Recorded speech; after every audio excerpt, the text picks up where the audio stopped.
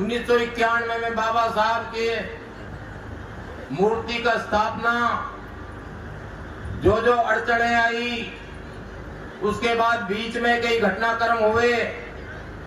और आज तक जो भी आयोजन होते रहे सब में भाई आजाद मोहम्मद का पूरा योगदान रहा है, पूरा सहयोग रहा। उस बात के लिए मैं व्यक्तिगत रूप से उनका, वैचारिक रूप से, सामाजिक रूप से उनका इस बात के लिए मैं अभिनंदन करता हूं, आभार व्यक्त करता हूं। और इस बात के लिए मैं और नेताओं को इस मंच से आह्वान करता हूं कि वे सामाजिक आंदोलन में, सामाजिक आयोजनों में, सामाजिक समारोह में वो बढ़ चढ़ के हिस्सा लें, उसको राजनीतिक रूप ना दें। मैं समझता हूं बाबा साहब किसी एक वर्ग के लिए या दलित वर्ग के लिए या किसी खास मकसद के लिए नहीं जाने जाते, बल्कि वो मानवीय उद्धार के प्रतीक है। उन्हें मानवीयता के लिए काम किया,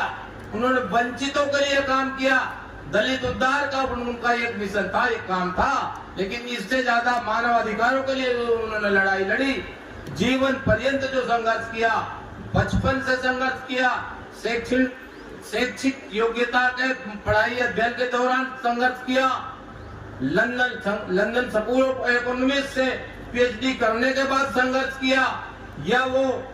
बड़ौदा के महाराज के वहां जब वो सैन्य अधिकारी थे, उस वक्त भी उनके जो सबॉर्डिनेट थे उनको हाथ से पानी नहीं पिलाते थे, उन भी उन्होंने जातीय भेदभाव देगा, जो भी उनके साथ जातीय भेदभाव था, छुआछूत का भेदभाव उन्होंने खुद भुगता और उसका निदान भी उन्होंने खुद किया, प्रैक्टिकल में किया। बाबा साहब का आचरण, बाबा साहब का जीवन संदेश, बाबा साहब का जीवन संघर्ष, उनकी गाथा, उनका अपने आप जो उन्होंने संघर्ष किया, वो ही हमारे लिए एक मिसाल है।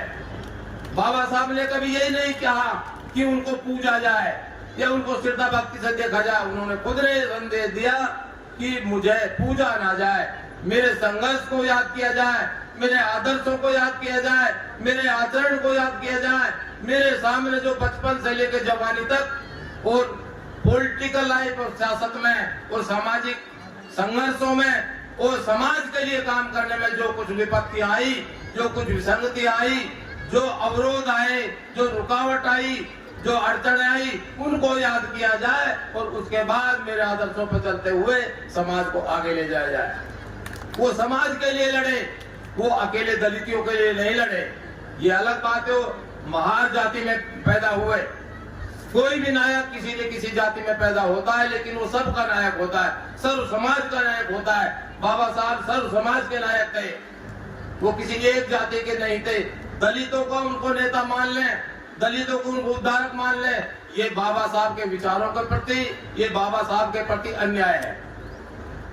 उनके प्रति न्याय यह है कि हर गरीब, हर वंचित, हर जो हक से महरूम हो रहा, हक छीना जा रहा जिसका, उसके लिए काम करने वाला बाबा साहब का सच्चा अनुयायी है।